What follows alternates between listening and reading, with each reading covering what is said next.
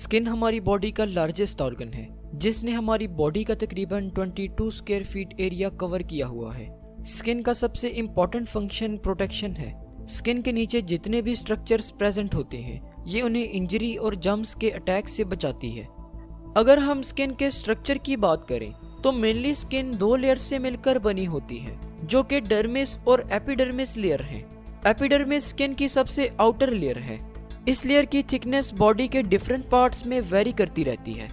ये layer hand की palms और फीट की सोल्स में सबसे ज्यादा थिक होती है। एपिडर्मिस लेयर में कोई भी ब्लड वेसल या नर्व सप्लाई प्रेजेंट नहीं होती। एपिडर्मिस की डीपेस्ट लेयर में स्पेसिफिक सेल्स प्रेजेंट होते हैं। इन सेल्स को मिलेनोसाइट्स कहते हैं। मिलेनोसाइट्स एक डार्क पिगमेंट प्रोड्यूस करते हैं, जिसे मिलेनिन कहते हैं। हमारी स्किन का कलर मिलेनिन की सिक्रीशन पर डिपेंड करता है। वो लोग जिनमें मिलेनिन ज्यादा अमाउंट में प्रोड्यूस होता है, उनका स्किन कलर डार्कर होता है। ऐसे लोग जिनमें मिलेनिन की सिक्रीशन कम होती है, उनका स्किन कलर लाइट होता है। मिलेनिन की सिक्रीशन डिफरेंट रीजन्स के लोगों में डिफरेंट होती है, जबकि मिलेनोसाइट्स तकरीबन सभी में इक्वल अमाउंट में प्रेजेंट होते हैं।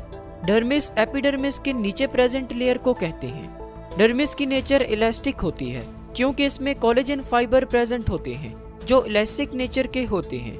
कोलेजन फाइबर्स बेसिकली प्रोटीन से मिलकर बने होते हैं। स्किन की डर्मिस लेयर में कुछ ऐसे इंपॉर्टेंट सेल्स प्रेजेंट होते हैं जो इम्यूनिटी में वाइटल रोल प्ले करते हैं। इन सेल्स में फाइब्रोब्लास्ट, मैस्ट सेल्स और मैक्रोफेजेस शामिल हैं। फाइब्रोब्लास्ट ऐसे सेल्स होते हैं जो कि प्रोटीन से मिलकर बने होते हैं। ये सेल्स इंजरी के बाद बनने वाली वाउंड की हीलिंग में मेजर रोल प्ले करते हैं। मास्ट सेल्स ऐसे सेल्स होते हैं जो कि छोटे छोटे ग्रेन्यूल से मिलकर बने होते हैं। ये सेल्स इम्यूनिटी में रोल प्ले करते हैं। मैक्रोफेजेस ऐसे सेल्स होते हैं जो कि बैक्टीरिया और दूसरे हार्मफुल ऑर्गेनिजम्स की डिस्ट्रक्शन में सबसे ज्यादा इंपॉर्टेंट हैं। स्किन में प्रेजेंट इन सब सेल्स की वजह से हमारी बॉडी को प्रोटेक्शन मिलती है और हम इन्फेक्शन से बचे रहते हैं। देखिए, जैसा कि हम जानते हैं कि हमारी बॉडी बहुत से सेल से मिलकर बनी होती है और इन सेल्स में एंजाइम्स प्रेजेंट होते हैं। एंजाइम्स के बगैर हमारी बॉडी में होने वाले मेटाबॉलिक रिएक्शंस इम्पॉसिबल होते हैं। मेटाबॉलिक रिएक्शंस उन रिएक्शंस को कहते हैं जिनमें फूड की ब्रेकडाउन और एनर्जी की प्रोडक्शन वगैरह शामिल हैं। एंजाइम सिर्फ एक स्पेसिफिक टेम्परेचर पर ही काम कर सकते हैं, इसलिए सेल का टेम्परेचर रेगुलेट करना बहुत जरूरी है। स्किन हमारी बॉडी का टेम्परेचर रेगुलेट करवाती है और टेम्परेचर रेगुलेशन के लिए स्किन बॉडी में स्वेटिंग और शिवरिंग जैसे प्रोसेसेस को एक्टिव करवाती है। इन प्रोसेसेस के जरिए से हमारी बॉडी में हीट लॉस और हीट प्रोडक्शन होती है। हमारी बॉडी का टेम्परेचर तकरीबन 37 डिग्री सेल्सियस पर मेंटेन हो जाता है।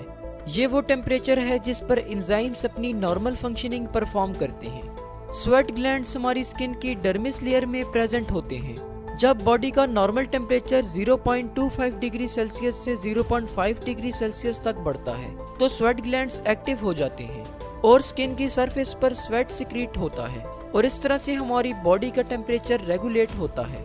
स्किन हमारी बॉडी की ज्यादातर हीट को लॉस करवाती है। जब हमारी बॉडी का टेम्परेचर बढ़ जाता है तो हमारी ब्लड वेसल्स यानी कि आर्टेरियोल्स और वेन्यूल्स डायलेट कर जाती हैं। डायलेट कर जाना यानी कि डायलेशन से मुराद ब्लड वेसल्स का रिलैक्स हो जाना और इनकी एम्प्टी स्पेसेस का ज्यादा हो जाना है।